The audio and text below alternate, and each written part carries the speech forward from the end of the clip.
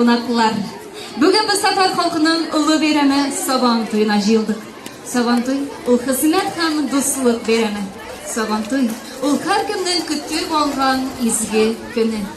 Xayrli kun bor dunyo, xayrli kun ilim, ilim kunim, dinim, tilim, suyukli xalqim menim. Hurmatli do'stlar, tingladingiz jamoat. Sabonto'yin boshlaymiz.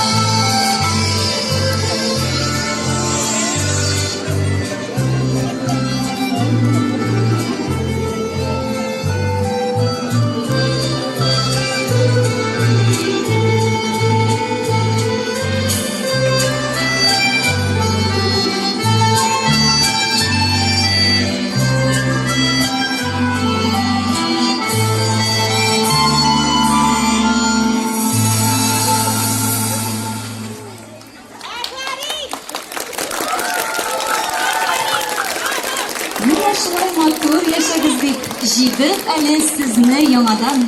Бәйрәмнәрнең таҗы Сабан туйлар, бүләк безгә бөек Худайдан.